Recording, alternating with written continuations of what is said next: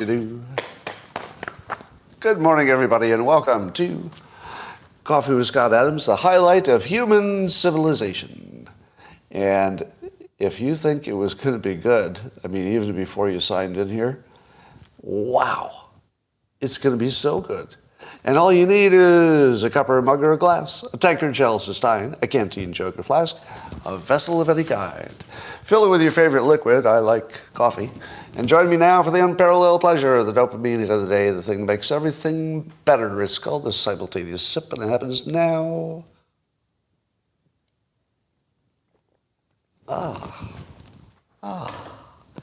Delightful. Yeah. All right, let's talk about all the news. It's fun and exciting.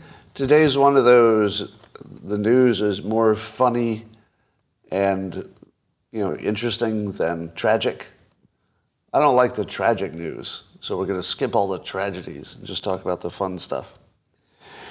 Do you remember that I told you that I could feel the zeitgeist telling me that camping was going to be really big this year? Does anybody remember me saying that? I invested, don't do what I did. This is not a recommendation. But I bought some stock in a camping company. Because I just had this overwhelming feeling, and I don't know why exactly, that camping was going to be good. Now here's the persuasion reasoning. The persuasion reasoning is that every time you turn on the news, they're showing homeless encampments. And they're always camping. And it looks, and if you have the same reaction I do, it's like, oh, I feel so sorry for those homeless people that have to be in those awesome tents. And then I think, well, it is a nice tent. It is a nice tent. And there's part of me that envies them. Does anybody have that feeling yet? Has anybody had a little bit of an irrational feeling that you envy the street people because they're living free? They're living life on their own terms. They don't report to anybody. They don't pay any taxes. They don't listen to your rules. They don't even have laws, really. They just have their own little civilization. So all they do is do amazing drugs that make them feel incredible, and then they go live in their tent, and they're happier than you are. Now, I don't really want to change places with them, but I believe it's an objective fact that they're not doing so poorly. If you were to look at how much of the day a homeless person enjoys versus how much of your day you enjoy, what do you think that would look like? I'm pretty sure they sleep in every day. So I don't know that they hate it. I mean, it looks like something you would hate if you were doing it, but I don't know. There's a lot of choice involved in that. But anyway, the Wall Street Journal had an article that camping's really big. So I did correctly read the zeitgeist. Camping's big this year. All right. I asked this question on Twitter just because I was curious, and I got 500,000 people looked at it. So I guess people thought the same thing. Turned out it was a dumb question. I said, is it true that men are not approaching women to ask for phone numbers in person in 2023? But then I got the boomer treatment. You know what the boomer treatment is, right? Let me give you my example of the boomer treatment. Me asking, so do men ask for women for phone numbers? Oh, boomer. Oh, boomer.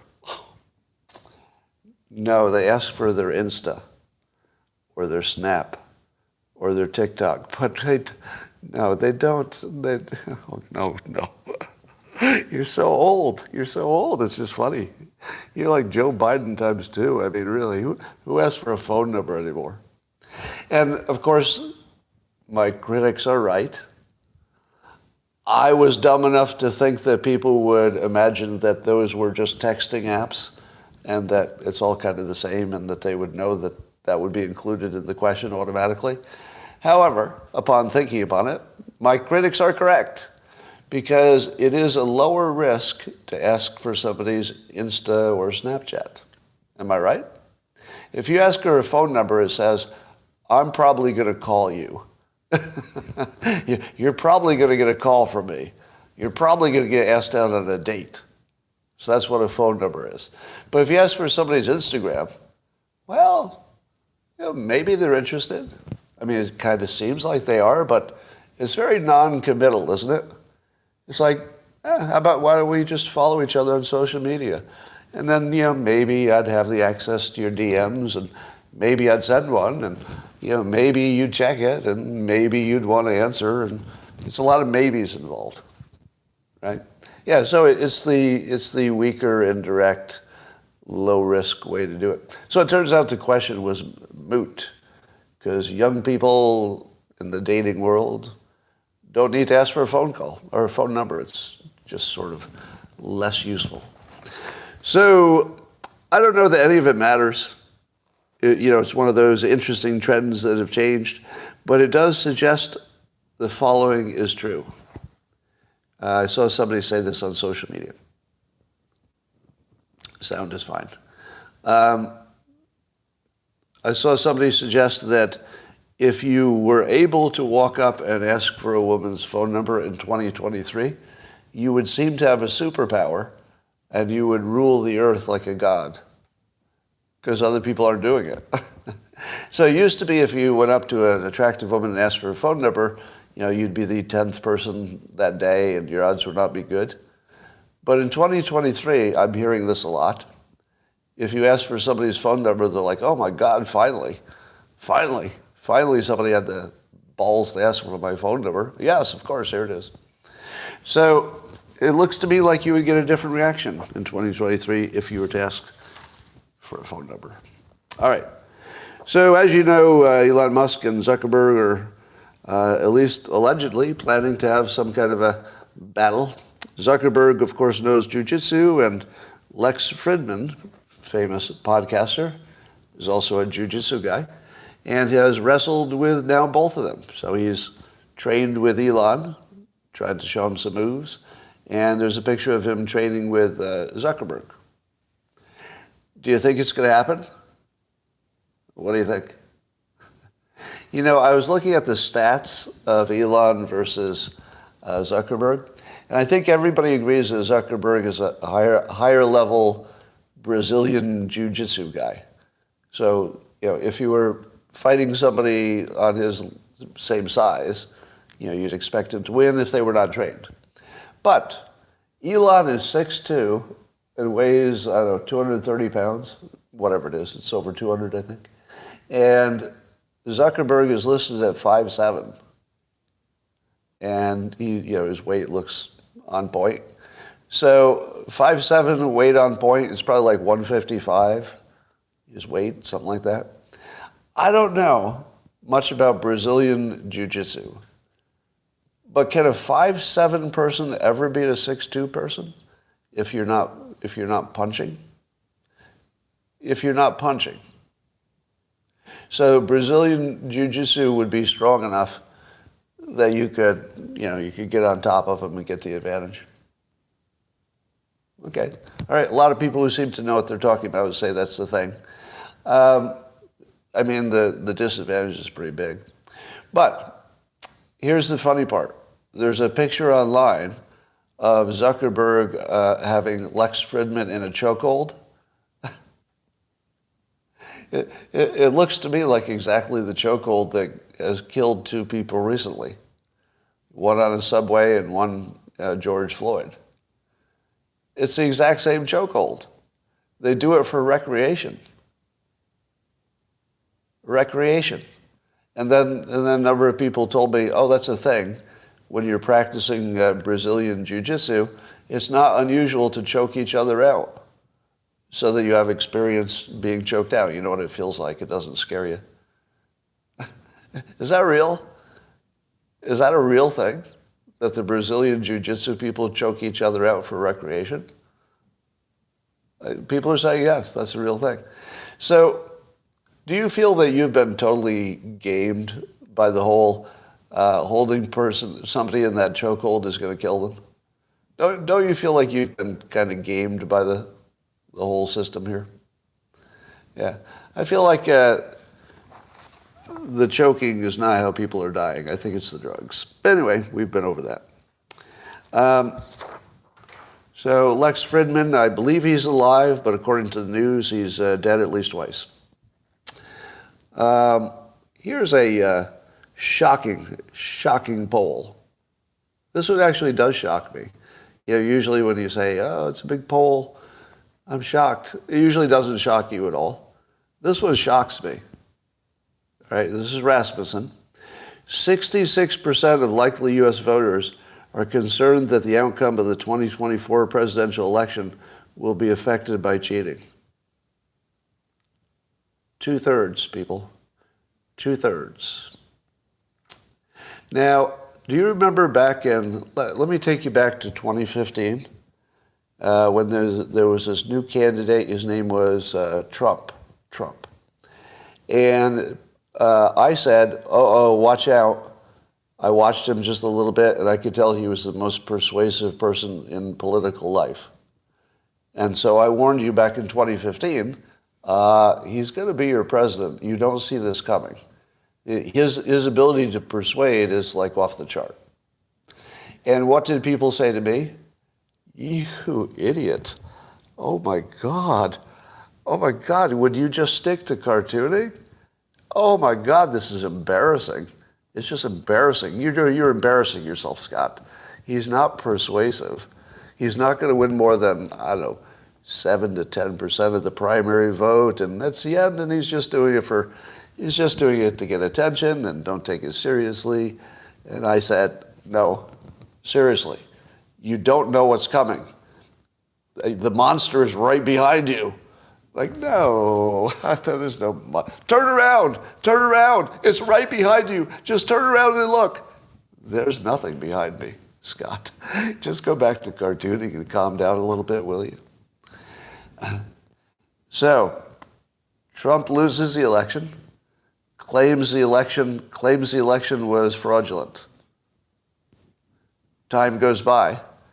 2/3 of the public agrees with him, or at least agrees that the risk of the next one being fraudulent is high, which would suggest that they think the last one was maybe fraudulent, right? I mean, those pretty connected ideas.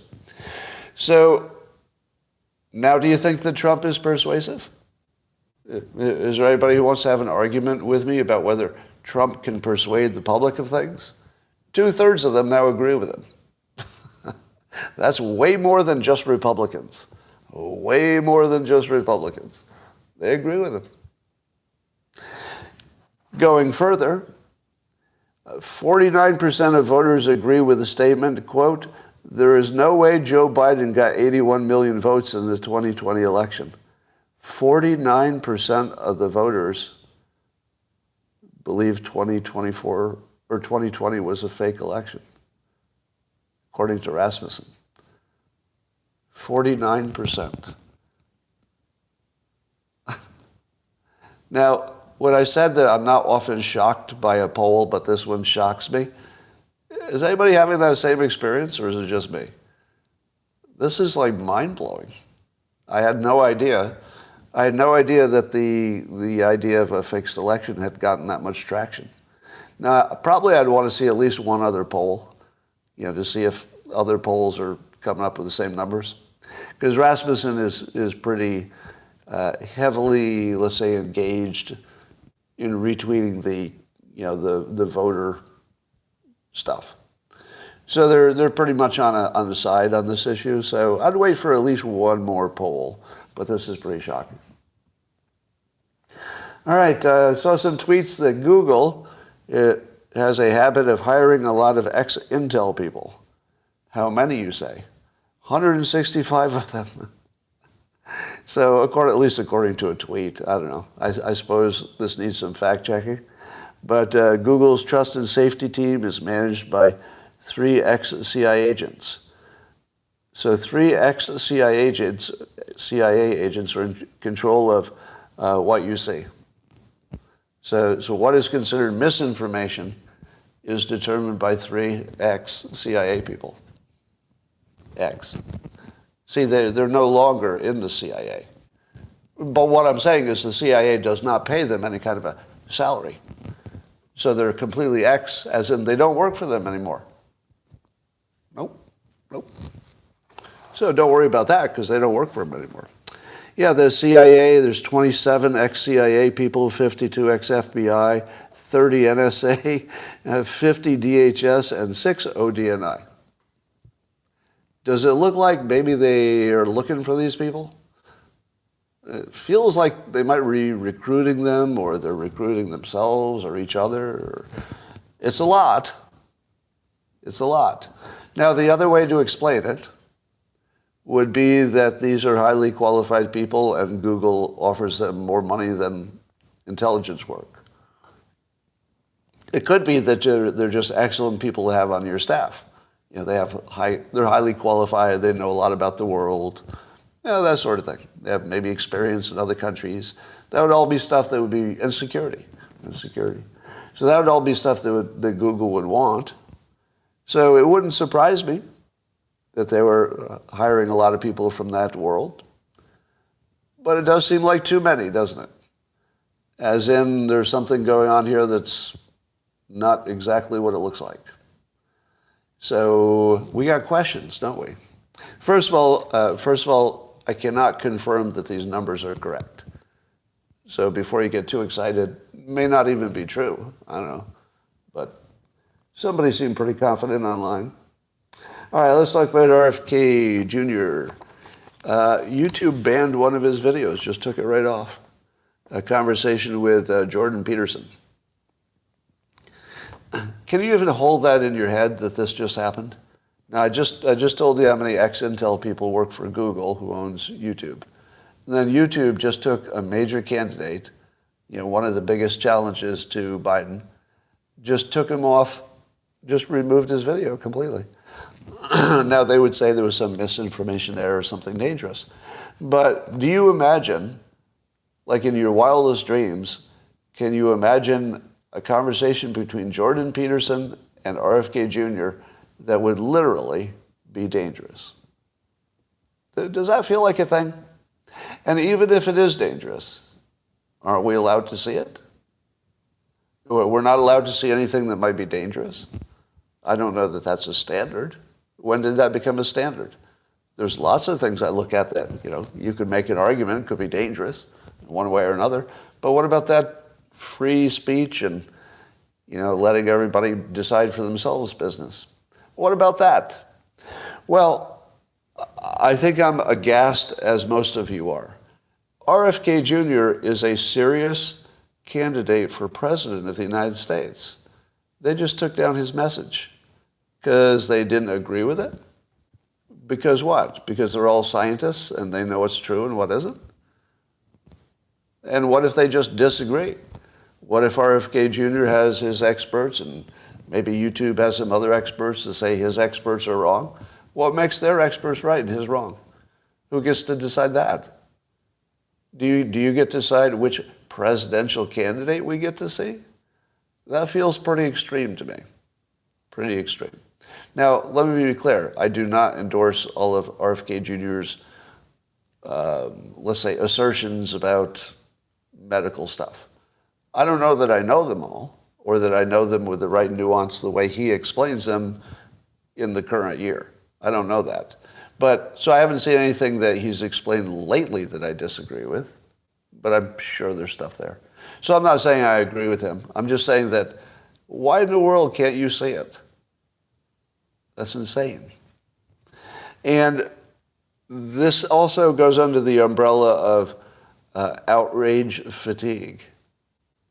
If this were the only thing that's going on that's you know, not right with the world, we'd probably get more excited about it. But there's so much in the news that's like this, I don't even know where to aim. Goodbye, all caps. I'm getting rid of the all caps, and it doesn't matter what you say, you know, what use, even if you're just talking. If it's all caps, it's distracting to the host. So I'll just delete everybody who uses them, no matter what the purpose is. Okay. All right. Nate Silver was saying. Now, if you don't know Nate Silver, he would be, you know, one of our nation's most credible statistical polling kind of a people.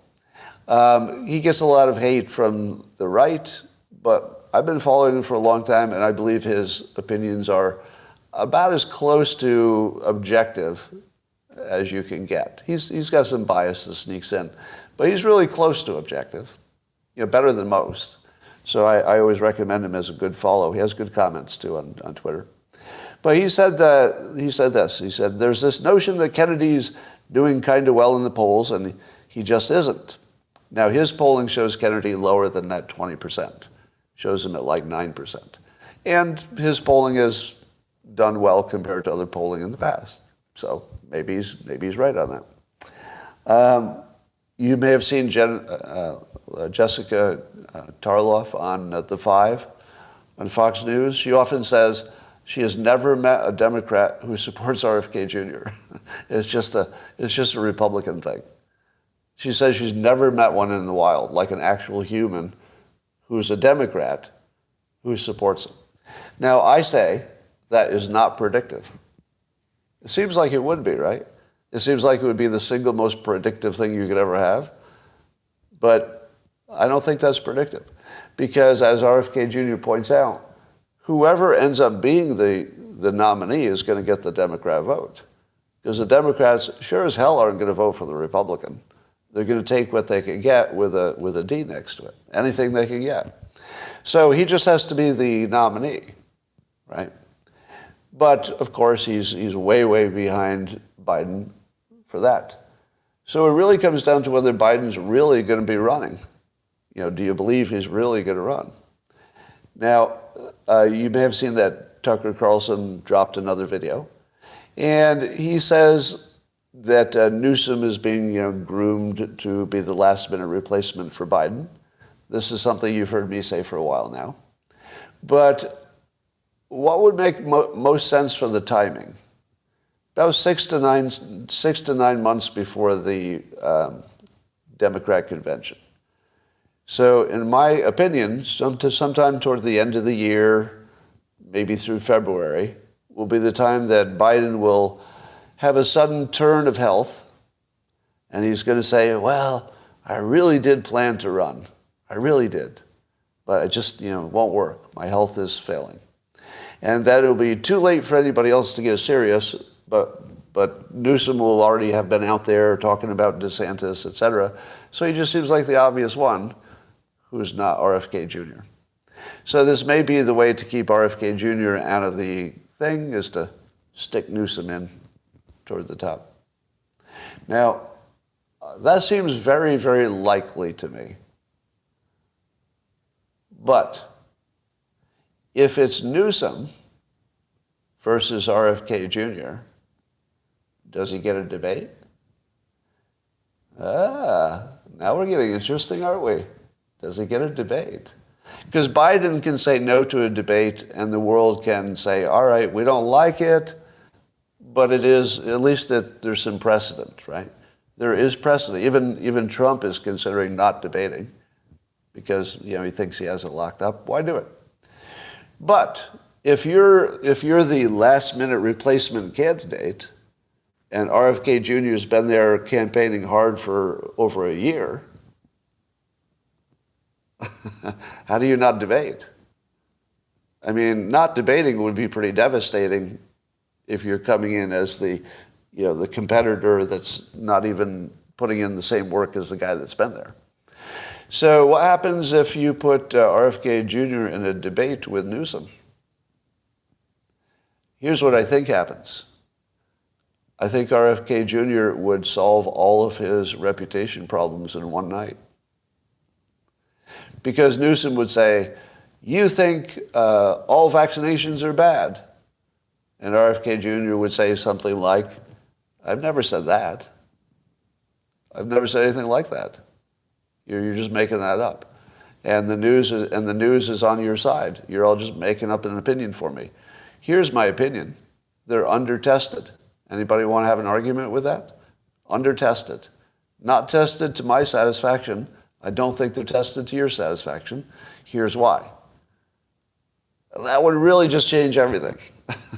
Because he could easily sell under-tested. Or he could easily sell, I would like to introduce standards for more rigorous testing. Because even if you think the testing was good, who's going to object to more rigorous standards? Who? Just Big Pharma, right? That's it. But if you're just a reasonable Democrat and you're listening, you hear Newsom make a claim, you hear RFK Jr. call him out as a liar. Nope, that's not my opinion, and why do you in the news keep saying so? My opinion is they need to be tested better, and that there's a lot of correlation stuff that's scary enough we need to look into it. But I don't know. I mean, it looks like it could be causation, but I can't say that for sure. I'm saying it's scary, and you should not ignore it. He wins. He wins. I think and there's also a contrast problem that's really bad. What is Newsom's biggest advantage as a politician? Let's see, he's got name recognition, and he's a tall, good-looking guy with good hair. What's RFK Jr. have? All of that, but better. All of that, but better. He's a slightly better version. Newsom is the poor man's RFK Jr. RFK Jr. says things that sound to me genuine when he talks. You know, who knows? I mean, I'm not a mind reader, right? So if there's any politician lying to me but doing a good job of it, I wouldn't know. I'd only know what they say. But when RFK Jr. talks, he sounds like he's telling me the truth as he understands it. Doesn't mean he's right about everything. It just means it sounds like he's telling me the truth and means it. When Newsom talks, he sounds like he's lying. All the time. He always sounds like he's lying. Even when he's not. Even when he's not. He just has that slimy politician-y, too big of a smile thing. All right. Ladies and gentlemen, this question for the ladies only. If you were not in a relationship, which of those two men would you rather go to bed with?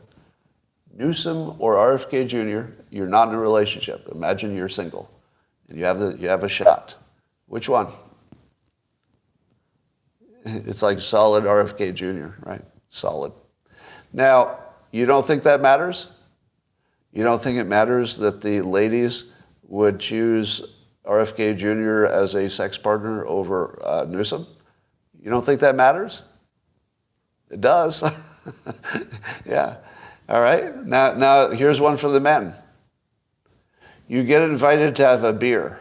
You know, alcohol is poison, but let's just go with this. You're going to have a beer, and it's either with RFK Jr. or it's with Governor Newsom. Who do you pick? It's not even close. One of them would be fascinating, and the other one would be Newsom. Am I right? One of them would be fascinating, like you would just like hang on every story and everything, and the other would be just some full of shit, greasy guy that's got good hair and he's tall and he's got a tan. There's just nothing there. He's just an empty suit. So the matchup between RFK Jr. and Newsom is somewhat devastating for Newsom. And then RFK Jr. has the other advantage of not having governed, which is weird that that's an advantage, but he doesn't have a bad track record as a governor. Newsom's going to have to explain why you can't walk down the streets of San Francisco and why the border's open and all that stuff. So I think that the matchup is really favorable to one. So it really comes down to, I would disagree with Nate Silver on this. Again, I can't read his mind, but in context, it looks like he's looking at the polling as the major indicator of what's going to happen. And it usually is. I would agree that in most cases, the polling's your best way to determine what's going to happen. But in this one weird case, because Biden's health is such really the key variable in all of it, the polling doesn't pick up his health. So that's sort of a blind spot, I think. But we'll see. All right. Bud Light fired its woke marketing department. So the first woman who was hired to market for a major beer brand is now the first one also fired. So would you consider this a sign of peak wokeness, and the wokeness is reaching its highest level, and now there's going to be pushback? I think so. To me, it looks like a signal of the end. How about the fact that Larry Fink, CEO of BlackRock and the biggest pusher of ESG, has said that he doesn't like to use ESG now because it's embarrassing because DeSantis made it a dirty word. It wasn't just DeSantis, right? He didn't do it alone. Yeah. DeSantis would have never even said it, except that his base, is solidly on the same side. So now we've got the biggest pusher of ESG saying, I don't even like to use the word, it's so demonized now. You've got Bud Light firing its wokest marketer. And this morning I see a tweet that controversial Republican Stephen Miller is, I don't know what his involvement is, but I guess he's promoting this nonprofit American First Legal. It's a hotline for American workers and families victimized by illegal, racist equity policies. So there's now a line you can call if you're white or Asian, or male, I suppose, and it looks like you've been discriminated at work for being white or Asian or male, and now you can get some legal representation. What do you think? I'm all for it. Yeah, I could have used that at least twice in my career. Had that existed, I would have had a number to call, and I would have gotten legal representation, and I'd still be working at a big bank. So I'm glad I didn't have that legal representation, because I'd still be working at a big bank. Yeah. So now, do you see a pattern developing yet? So now you've got a number to call if you've been discriminated against for equity. And how do you like the fact that you can just do a tweet on this, you can just say it out loud, hey, there's a lot of people being racist against white people, so now we got a phone number that white people can call, and Asian Americans, and I guess males, and straight people, I guess, to say that you've been discriminated against. Do you see the pattern yet? Yeah, woke is definitely broke. There will be lots more woke. So I'm not saying you're not seeing that you're seeing the end of it or anything like that. It's going to be whack-a-mole forever. But in terms of the peak, it is now discredited. I'm going to call the top. Calling the top. Woke is discredited, and it's now actually embarrassing to be on that side. It'll take a while for everybody to get the message, but it's actually embarrassing. All right.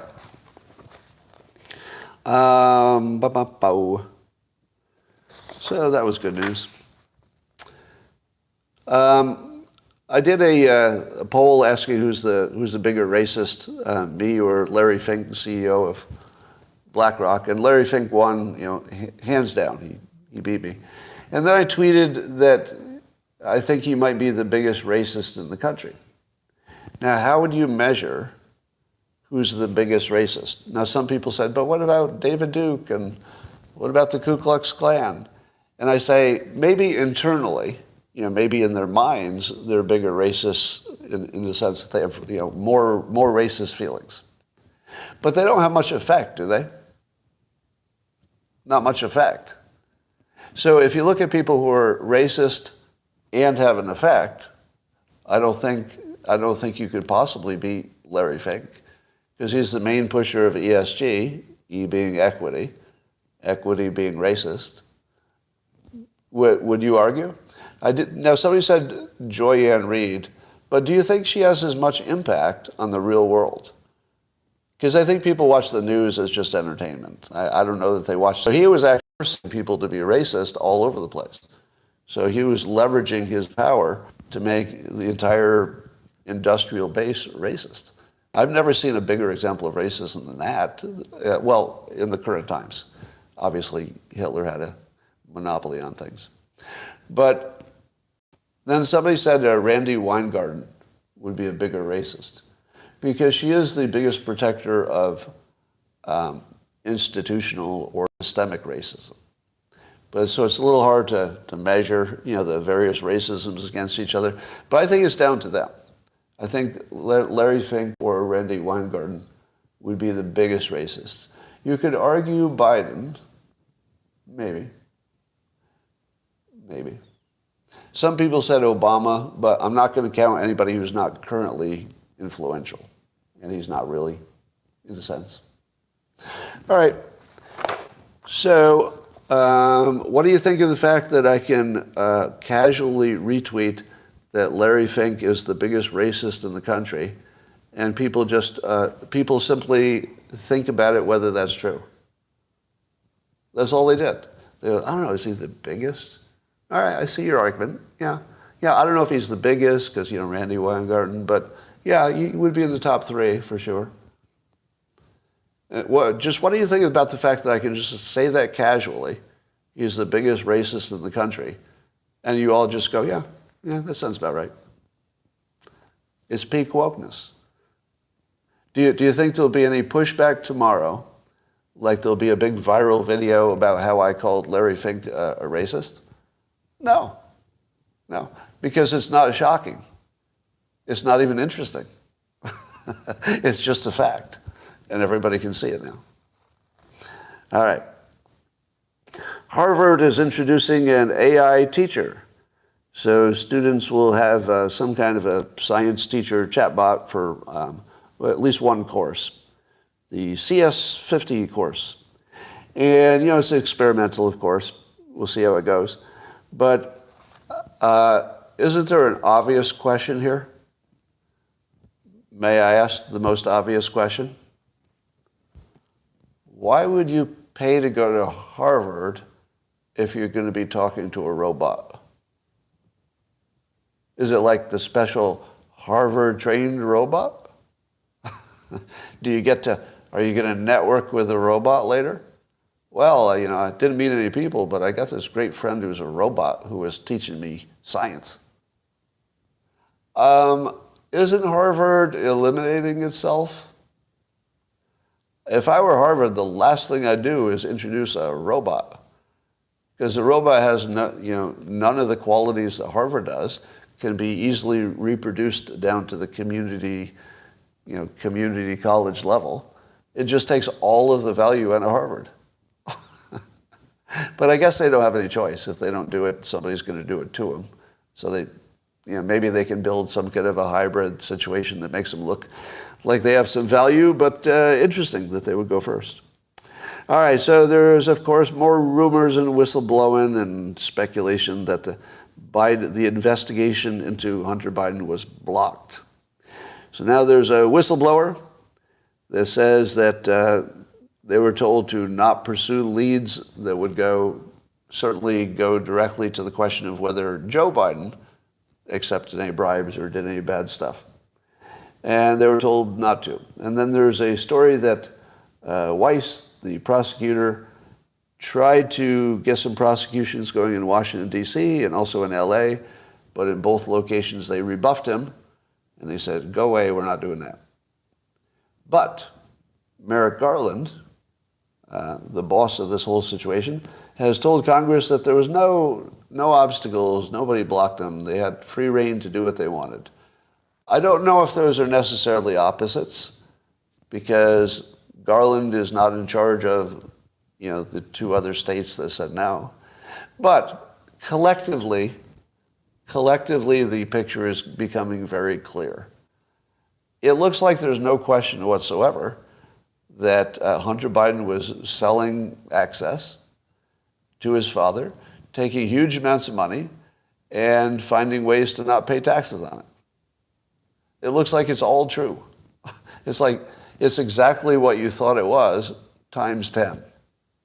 And I think we all know it now. But we got totally cat on the roof. You know what I mean? We got so cat on the roof. So the cat on the roof is like, oh, your cat's on the roof, trying to get her down. Oh, the cat fell off the roof and it's a little bit injured, but we took it to the vet and we think it'll be fine. And oh, the cat died. So the Hunter thing, started with, I don't know, the laptop probably. And then there were all these stories, and time goes by, and stories and time and stories, until you get to this, and you realize that every worst assumption you had was true. They were all true. That the Bidens have been a criminal organization for decades. They've been a criminal organization for decades, and he's still president. Nobody's talking about impeachment.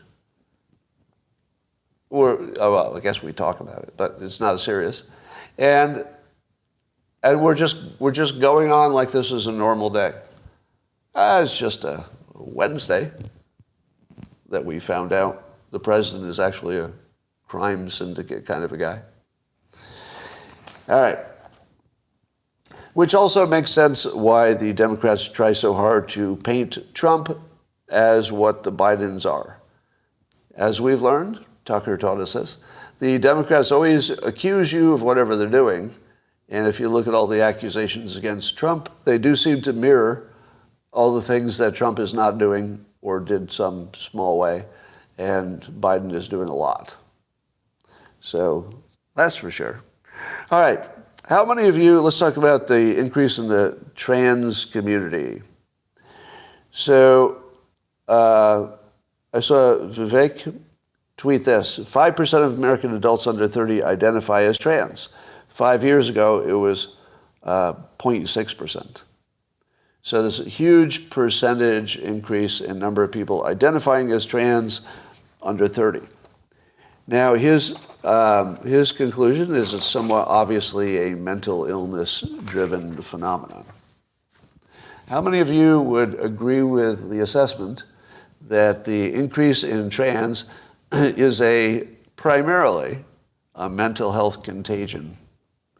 How many would accept that as the most likely explanation?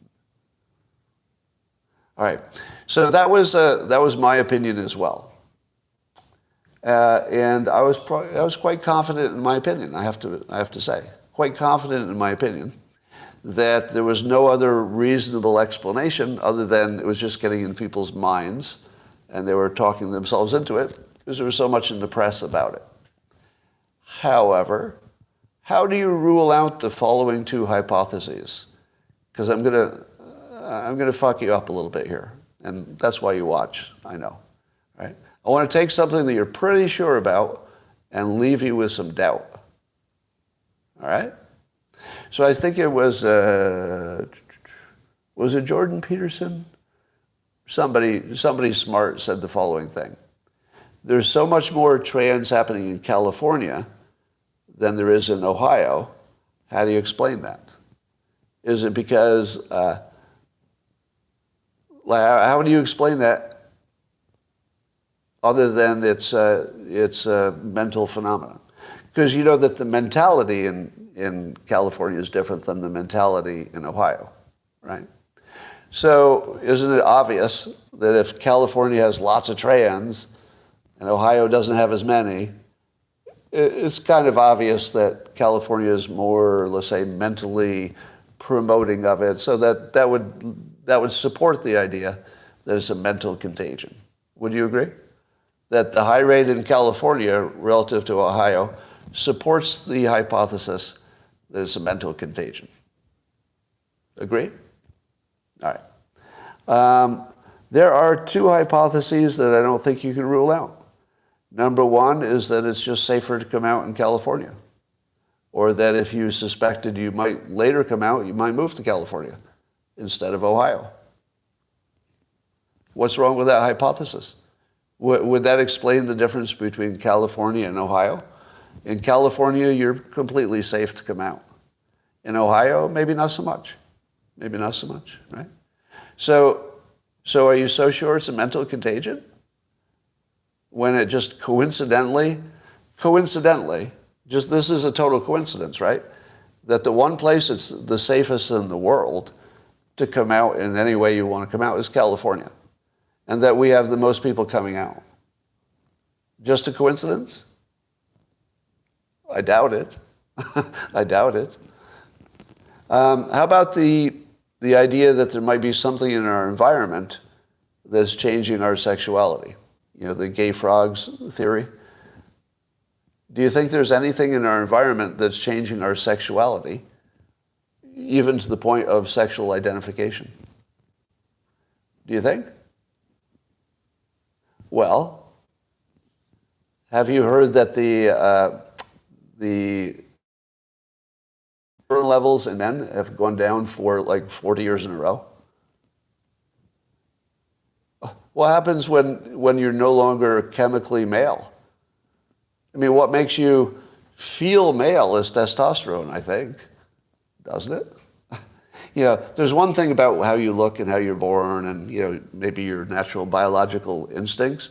But on top of that, if your testosterone is high, you're going to look and act and feel kind of male because you're going to watch yourself picking fights and, doing dangerous shit and like all the male stuff. But if your testosterone was low for, let's say, environmental reasons, something in the water, for example, wouldn't you feel less male? And might you reasonably be expected to say, I don't know, I'm not even sure I'm totally male. I don't feel it. I'm not doing what the other males are doing. They seem to be throwing shot puts and climbing walls and stuff. I'm not doing that. I like to knit. So maybe I'm a woman. So there are 3 hypotheses, and I think that they're all strong in their own way. So when I see a group of 4 friends, and all 4 of them are questioning their sexuality, and they're 13 years old, which is a real thing. Somebody I know has that situation. Do you really think that the 4 of them, like the 4 friends, just coincidentally, they're all non-binary and maybe trans? Really? Because doesn't that seem completely psychological? To me it does. But here's a nuance I'm going to throw in there. I think you could easily figure out that mental health would cause somebody to be maybe a little non-binary or not so sure if they're gay or not. I could see mental contagion doing that fairly easily. That would be actually normal, not surprising at all. Because you could definitely change people's, let's say, non-solid sexual preferences with persuasion. You could turn somebody who maybe had a little inclination to be bi into somebody who lived the life of a gay man. Right? That would be completely normal. You could do that. I don't think anybody who is a hypnotist would disagree with what I just said. Somebody's leaning in a direction, you could push them a little further. Very normal. So you could do that with a mental contagion. I don't know that you could make somebody fully trans with mental contagion alone. Now, when I say anybody, well, probably somebody, right? I just don't think it would be I think that, and this is just speculation because I'm not trans, right? So I would like to have appropriate, respectful humility. I don't know what it's like to be trans. So let's all agree that I can't know what it's like. But my speculation is, just living in the real world and being a person who tries to pay attention, that probably if you're super trans, like you were born that way and it's like a real thing, your dysmorphia, the experts would say, okay, this is the real thing. This has nothing to do with mental persuasion. This person is trans. Do you think they don't know it? I don't know. It seems to me that in those cases, persuasion is probably not the key variable. All right. So I'm leaning toward a theory that it's 3 different things. I think the environment is one of the variables. I think whatever is dropping testosterone is clearly messing with sexual chemistry. If you know that the environment is messing with your sexual chemistry, at least for sperm, you don't think it would affect the others? That there would be something that only affects sperm? Maybe. Can't rule it out. But it seems to me that something that's taking your sperm down is probably fucking you up pretty good. Like in a variety of ways that just are not obvious. And one of them, the most obvious, would be your sexual identity.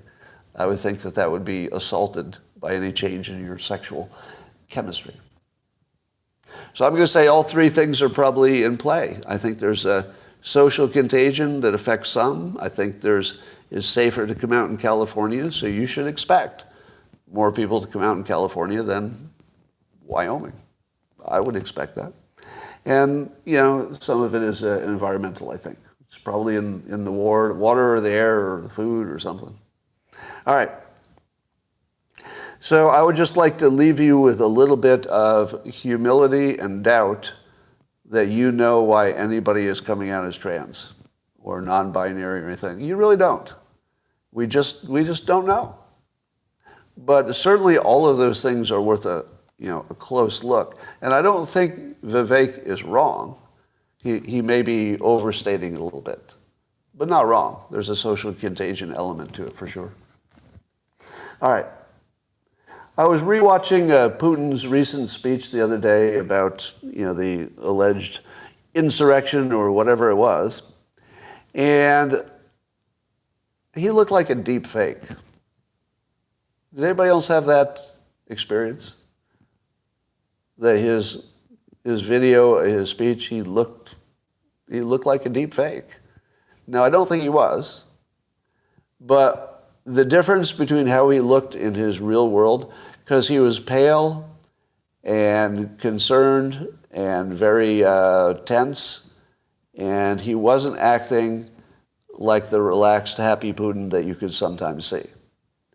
And when he takes away his happy layer and he's got his tense, serious layer, the difference between his tense, serious, presentation and a deep fake, it's just almost nothing. Now, if he had been, let's say, jocular and joking around and, a good laugh and ha ha ha and shaking hands and stuff, that would be really hard to deep fake. Simply because there's more action, you'd see more things to go wrong. But when he's just standing there looking at you, I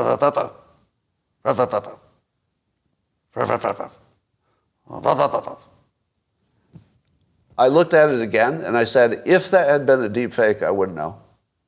Again, I don't think it was. But if it had been, I don't think you could tell. I think we're already at the point where that could have been faked and you wouldn't know it. And we're only 5% away from there at most, so that means that maybe the government can already do it.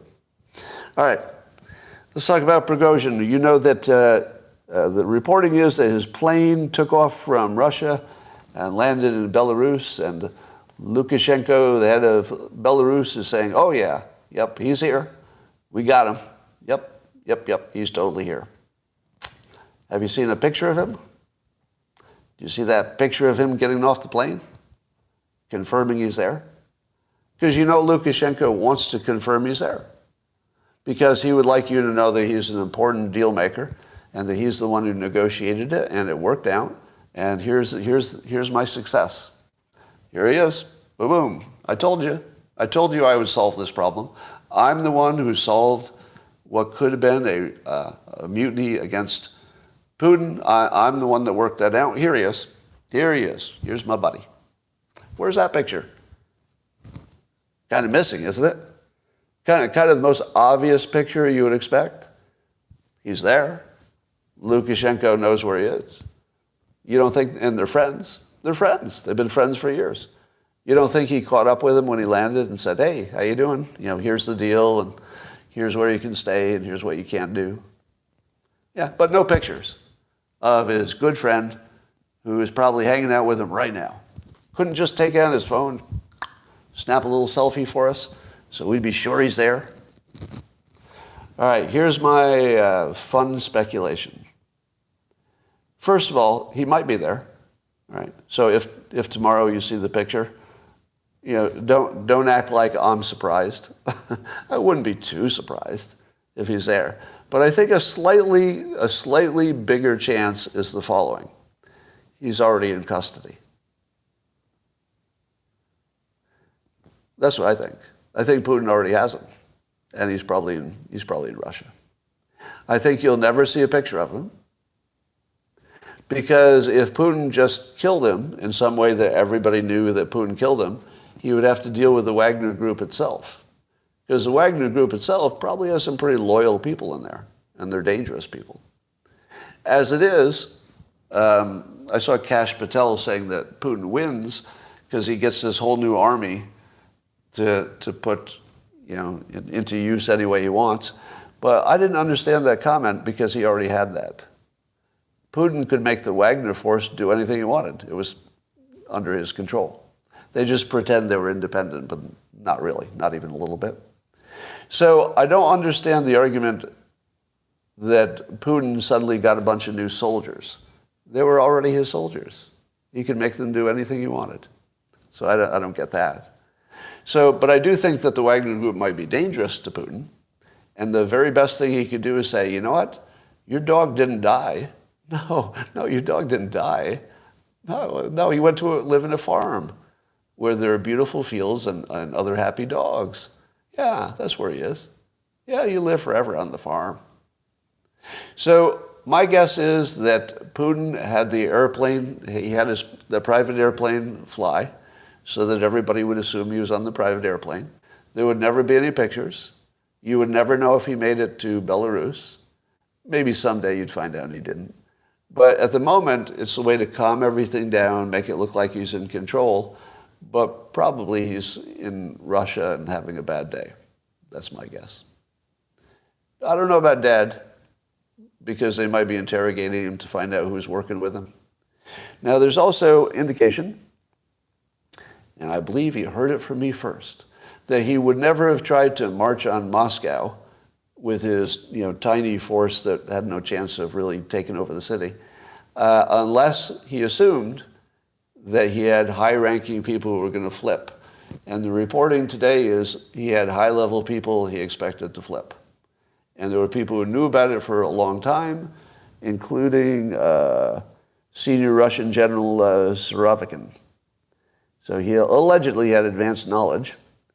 But if he had advanced knowledge, did he tell everybody? Did he tell Putin with his advanced knowledge? Because there's some indication he might be in trouble, right? So it's not clear that Putin's happy with that guy. So it might be that he's the one they expected to flip, and then he didn't flip. Now remember I told you that if I were the CIA and I were trying to help Ukraine, I would try to make Prigozhin and Putin mad at each other so that they would do exactly what they did. And so that's what it looks to me. It looks like the intelligence agencies got them all ginned up to fight each other. But then I further said that if I were the CIA, I would tell Prigozhin that he had allies that were going to flip, but don't contact them because you'll get caught. If you contact them, the communication will be intercepted. But trust us. We've talked to them. They're going to flip. And then he marches and finds out that was all a lie and there's nobody flipping. And then he's got to run back. So that's what it looked like to me. It looked like they expected flipping, did not get any flipping, and then the secondary question would be, is it because somebody told them there would be flipping but they lied, or did the flippers actually plan to flip and change their minds? Don't know. But also it's likely that the families of the Wagner Group were threatened, and that's the only reason they turned back. I saw a YouTube documentary on the Wagner Group's history and purpose. Do you know what the history of the Wagner Group is? It was way more interesting than I thought. So apparently it started with Russia taking over Crimea, and they wanted some force there that they could say was a local force, but really wasn't. So that's what Wagner was. They were basically military people who were pretending not to be run by Russia. Eventually it formed into a group, and they've done a bunch of criminal syndication things. So basically, some people say Russia is like the mafia, and the Wagner Group was the hitman. The people who would go out and make the money. They were the earners. So the way they would earn is the Wagner Group would go to, let's say, Syria, and say the ISIS and the bad guys are going to take over your oil wells. But we'll protect your oil wells, or even get them back from ISIS, if we can keep 25% of the revenues of the oil well forever. And by we, it's Russia. And then Syria says, well, we got no choice because we can't get them back ourselves and nobody else is helping us. So they hire them. Now you've got this Russian military that's starting to get important. It's like got a place in Syria. So Syria's a little bit afraid of Russia because they got a military that's working with them, but will they always work with them? But the most clever play was in an African country, I can't remember. One of the African countries you never talk about, I forget. But they have some natural resources. And so the Wagner people go in and they say, hey, you've got lots of enemies and you've got a little revolution brewing. We can protect you from your enemies. Now, it wasn't Chad. We can protect you from your enemies, so you'll be safe. And all we want is a little cut of your diamond mines or your mining operations. So they basically sell security the way the mafia does. But now, let's say you're an African leader and you've accepted help from the Wagner Group. And the Wagner Group is by far the strongest military in your country, stronger than your own military because you don't have much of a military. And then you start working with them and they're inserted in the government. How long does it take before Wagner basically owns the country? Not long. So Russia has this business model where they can go into a struggling country that has resources. They can pretend to be the saviors of the leaders, but really they're just controlling the leaders and taking 25% of their money home forever. So it's basically a robbery, extortion, kind of situation. Blackmail, whatever you want to call it. But it's always presented as helping the leader. But once they get in there, they're the powerful force. So the leader doesn't have good choices, so they take the least bad one. All right. In case you didn't know that, it's a very deliberate criminal enterprise. I saw this interesting tweet from the Prince of Fakes, or the Prince of Deepfakes. And some of you know him. I'm not going to say more than that.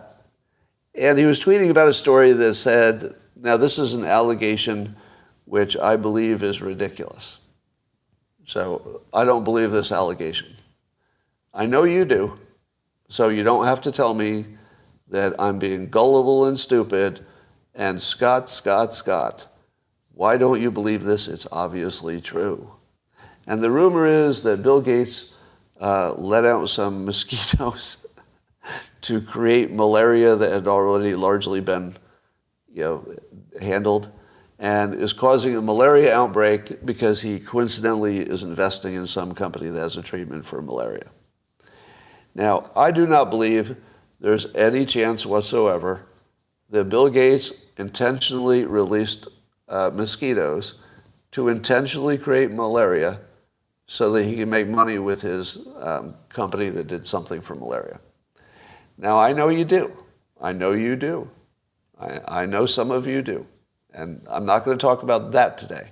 I'm just going to talk about the comment made by Prince of Deepfakes. And he said this: I'm not sure how people who believe things like this, the Bill Gates malaria thing, I'm not sure how people who believe things like this aren't out there taking vigilante justice into their own hands. The lack of assassinations in the world makes me believe everyone is just LARPing. In other words, just pretending to be in character. There are conspiracy theories regarding the elites. If this were true, it would be an evil beyond anything, meaning that if Gates had actually allowed mosquitoes out to create malaria, it would be evil beyond anything. What does it say about a believer that the most they do in response is tweet? Exactly. So reality and fantasy have merged so that when we get on social media, we're playing it like it's a game, but a fictional game. So you can say anything to anybody. I could maybe trade a tweet with the richest man in the world. I mean, it doesn't seem real, does it? It doesn't seem real. So when you're on social media, I believe that people adopt personas, and then they play the character. And that if the character would say, oh, Bill Gates is releasing malaria mosquitoes, if that's what the character would say, then they say that. But it's not like they actually believe it, like in the way that you believe things in your actual physical so-called reality.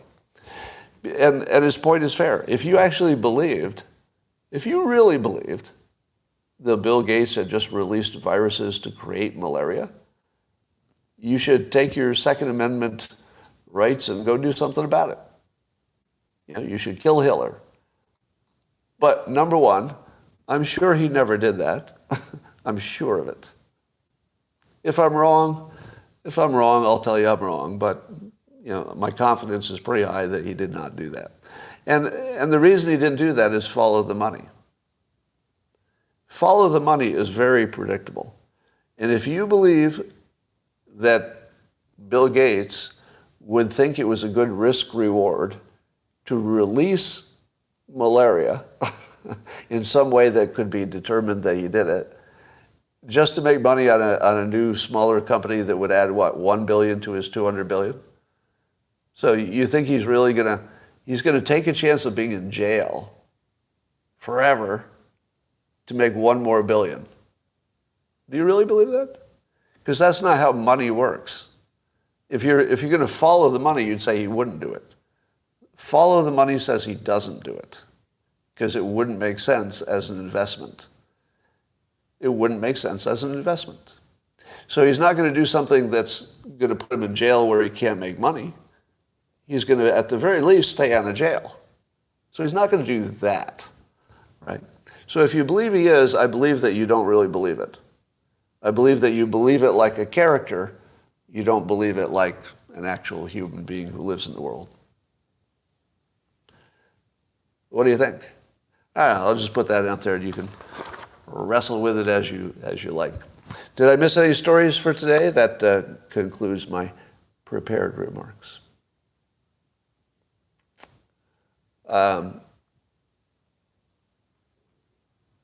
Worry, blah, blah, blah. Oh, there's a malaria vaccination? Yeah, probably. Can you explain Sam Bankman-Fried's decision-making? Well, once Sam Bankman-Fried got away with some stuff, I believe he became blind to what he could get away with. So I think the Sam Bankman-Fried story is kind of a slippery slope thing, where they sort of slid into some sketchy things and they couldn't back out. And so they just did more sketchy things, maybe talking themselves into it wasn't so sketchy after all. So I think there was sort of a mental thing that happened there. But you could very easily imagine that they were following the money. I think that was the nature of your question. He was following the money because everything he did brought him more money. But to your point, he was not good at risk reward, right? He was a young guy and apparently a terrible business person. Bill Gates is a very experienced business person, already has his billions, already has his reputation such that it is. He doesn't need that. So for him, he would look at the risk reward, as he does for everything, and he would really say, okay, this is not a good risk reward, it's not a good investment. Sam Bankman-Fried clearly was not good at risk assessment. Would you agree? He wasn't good at it. So you can try to be pursuing your best financial interest, but if you're not good at it, you still might make a mistake.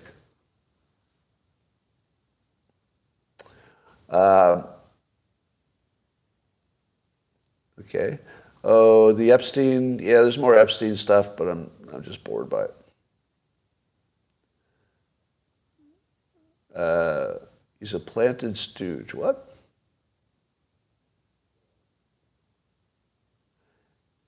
All right. You can block reports. Is above the law. Do you have a mosquito problem? Just looking at your comments, see if anything I missed. Freed has been freed. All right, I think we're good for today. So YouTube, thanks for joining. And I love you too, Mahek. And I'll talk to you tomorrow.